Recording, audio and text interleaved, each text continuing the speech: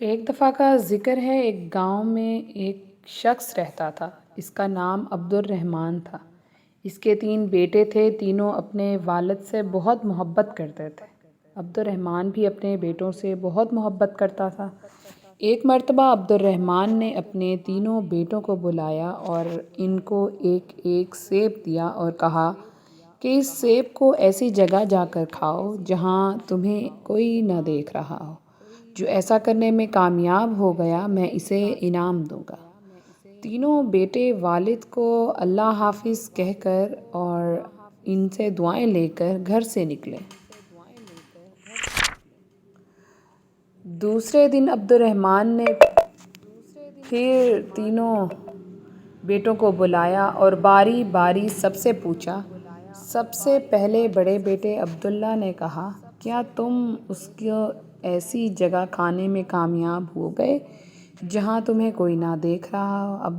عبداللہ نے جواب دیا، الحمدللہ ابا جان، میں نے وہ سیب ایک درخت کے پیچھے جا کر کھایا، وہاں مجھے کوئی نہیں دیکھ رہا تھا۔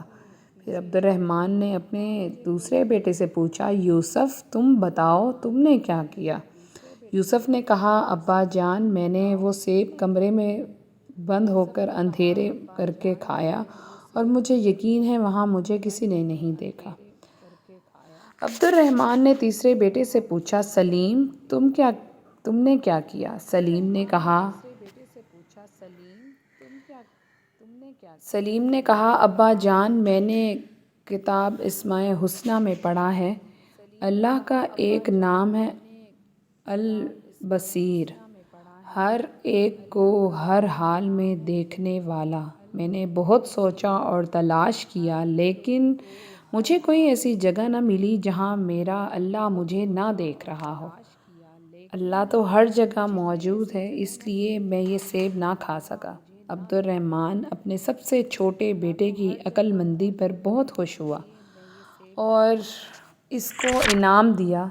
پھر عبد الرحمن نے اپنے بیٹوں سے کہا، میرے پیارے بیٹوں، بے شک اللہ ہم سب کو ہر وقت ہر جگہ دیکھتا ہے، ہماری باتوں کو سنتا ہے اور جو خیالات ہمارے دل میں آتے ہیں ان کو بھی جانتا ہے، یعنی دلوں کے چھپے ہوئے رازوں کو بھی جانتا ہے۔ اللہ کی نافرمانی سے ہر وقت بچو اور اللہ کے سارے احکامات پر عمل کرو جس پر اللہ تم سے راضی ہو جائے اور تمہیں دنیا میں راحت، سکون، اطمینان عطا کرے گا اور مرنے کے بعد ہمیشہ ہمیشہ کے لیے جنت میں داخل کرے گا جہاں انسان جو چاہے گا وہ ہو جائے گا۔